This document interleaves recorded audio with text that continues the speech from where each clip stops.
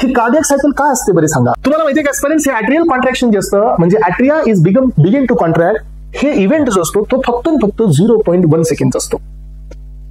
किती सेकंड असतो? 0.1 सेकंडचा. मग हे 0.1 सेकंड मध्ये ॲट्रिया काय होतो? ॲट्रिया होतो कॉन्ट्रॅक्ट, आणि ॲट्रिया एकदा कॉन्ट्रॅक्ट झाला नाही झाला 0.1 सेकंड मध्ये, तिथून पुढे अजून आपल्याकडे 0.7 सेकंड आहे. तर 0.7 सेकंड ॲट्रियाचं एकच काम आहे, रिलॅक्स राहा. याचा अर्थ की एक इव्हेंट मध्ये ॲट्रियल कॉन्ट्रॅक्शन हे 0.1 सेकंड साठी आहे, पुन्हा ॲट्रिया राहतो रिलॅक्स. म्हणजे ॲट्रियल कॉन्ट्रॅक्शन 0.1 सेकंड आहे, तर ॲट्रियल डायस्टोल हे 0.7 सेकंड.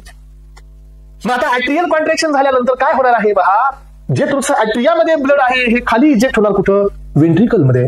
आणि हे बघा, सो इथं यानंतरचा जो फेज येणार आहे तर तो येणार आहे वेंट्रिक्युलर कॉन्ट्रॅक्शन. हे दुसरा फेज आला. ज्यावेळेला ॲट्रियल कॉन्ट्रॅक्शन चालू होतं त्यावेळेला आपल्याकडे काय चालू होता?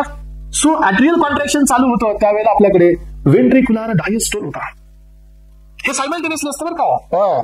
ॲट्रियल कॉन्ट्रॅक्शन ज्यावेळेला होत आहे त्याला वेंट्रिक्युलर डायस्टोल होता. आता वेंट्रिक्युलर सिस्टोल आला तर ॲट्रियल डायस्टोल चालू झाला.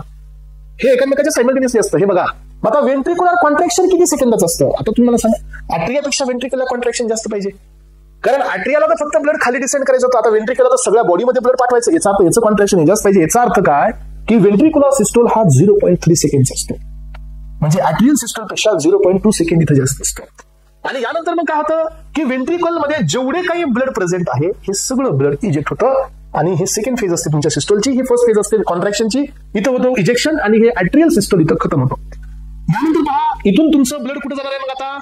सो आयसोव्हॉल्युमिक द रिलॅक्सेशन, इथं वेंट्रिक्युलर डायस्टोल चालू होतो अर्ली, म्हणजे पहिल्यांदा थोडा रिलॅक्स होतो, आणि इथं तुमचं खरं रिलॅक्सेशन होतं, वेंट्रिक्युलर रिलॅक्सेशन होतं. आणि हे रिलॅक्सेशन किती सेकंदाचं असतं? 0.5 सेकंदाचं असतं.